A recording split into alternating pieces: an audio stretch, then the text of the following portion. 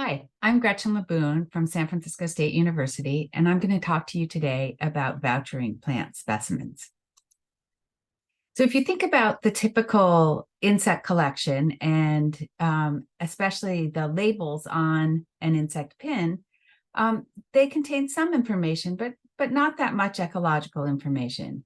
In the best of cases, they'll contain some information about the host plant, but generally it just has date, time, collector, and so date, time, and collector. Well, plant labels are a lot larger, and that means that they can actually contain a lot more information. And the tradition in botany is to record information about the site and about the population and some details about the plant.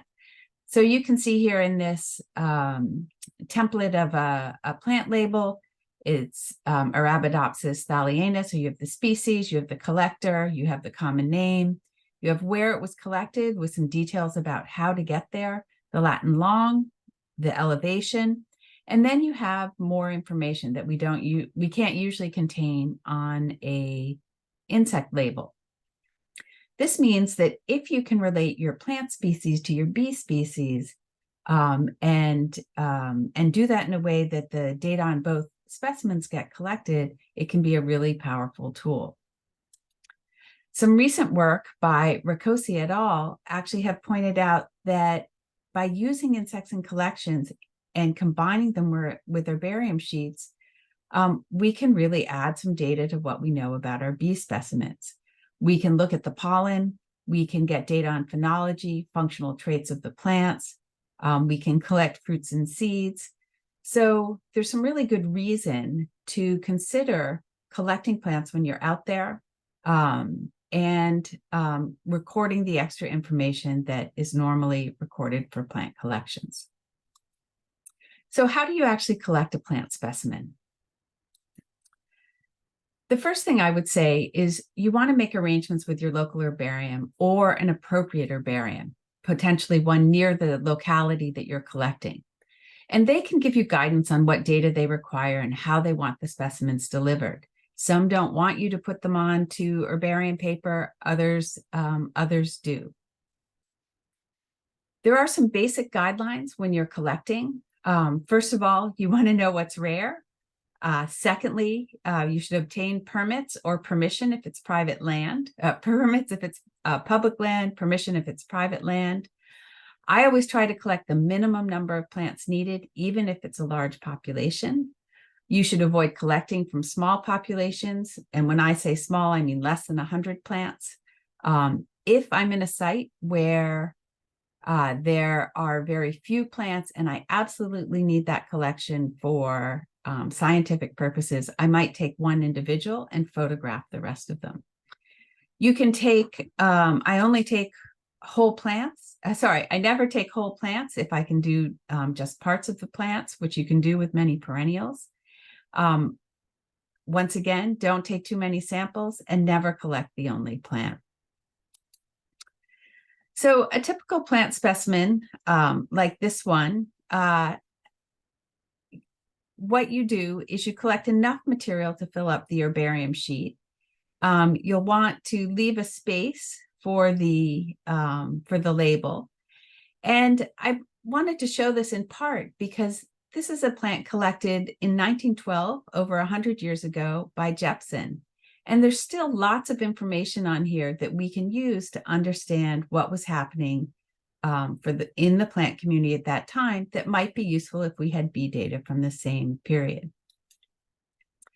So when you do a plant collection, you should collect information on the collector ID, the usual geographic data, including GPS coordinates, ecological data, habitat, soil type, size of population, and then other data like flower color, plant size, how many stems were coming up.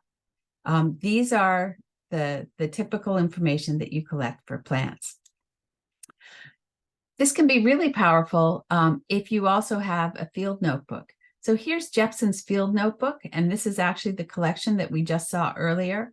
And you can see that by archiving a field notebook along with the data, we get a lot more information about what was happening at the site, including the other species that were there, some information that it was at a 3,000-foot cliff northwest of something camp. But this makes this a really interesting tool for looking back at what was happening during this time.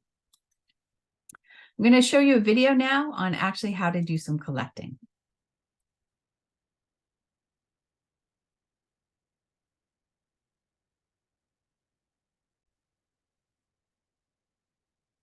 So here's what it looks like when I actually am doing this. When I go in the field, I usually bring clippers for getting things that are tough to break off, and a trowel so I can get roots and stems, sometimes bulbs, particularly if you're doing something like an allium. And I carry a plastic bag, and I'll put the plants in the plastic bag to keep them until I get back to the car, and I can actually put them out in the plant press. So a plant press consists of two frames with slats going two ways. The long ones go on the outside.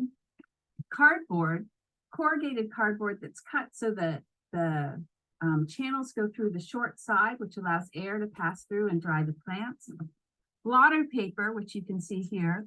Blotter absorbs water, and then newspaper to contain the plant material, which allows it not to stick. And it's also a great place for writing notes about your collection. That's actually where I record the collection ID number, information about the plant. If I know what it is, I'll write it down in there. So the quick way to, assembling these is pretty easy. You take the cardboard, you put it down on top of the bottom frame here. You grab a blotter paper, and then you put a piece of newspaper on top. College newspapers that are exactly the right size, it turns out. So grab some of those if they're still at your university. And then you can pull your plant out of the bag. Here's an oxalis. I usually remove any extraneous non-oxalis material. And then I try to lay this out in a way that sort of represents the vision of the plant, but also make sure that it shows all sides. So you want to make sure you have leaves that are facing up and facing down, and sort of spread them out in a somewhat natural position. You do want to leave a square over here where the label can be put. And I do the same thing with flowers. I try to make sure that I get some of the surfaces, of all surfaces, available so that someone looking at this plant when it's actually glued to a piece of paper will be able to see all the different parts that they want. I usually do what I call sort of a rough press while I'm in the field. I'll put it in here, I'll close it up, add another cardboard on top, and you'll often have a big stack of these. Put your top on, close up your straps. I'll do a rough press in the field, and when I get back to the lab, I'll actually improve the pressing so it's more aesthetically pleasing. I make sure that I'm showing all the parts that I want to show, and that's important because, you know, these samples can be 100 years old, 200 years old, so you're really creating something for posterity. And just to show you sort of what a final pressing looks like, here are some branches of salix. This is from a salix collection. You can see there's a space here for the labels. There's the original label and then a determination label made by an expert who ID'd these. With woody material, you actually can strap on the heavier material. And if you have parts that fall off, it's very common to put an envelope right on the herbarium sheet that holds things that aren't safe being pressed and left to the open. I also wanted to show these. When I'm doing woody material, and actually all the time, I like to have a couple foam sheets inserted into my press because this allows for pressure to be put on all parts of the plant. So it will bend around a stem and make sure that those leaves are put straight. So that's a quick lesson in how to actually do a plant pressing, and thank you. So I want to wrap up by saying, why voucher plants? First of all, it's easy to do. Secondly, it can be really important for understanding bee biology. It starts to build a historical record of those plant-pollinator relationships, and it can support herbaria. If you have any questions, feel free to contact me. Thank you for listening.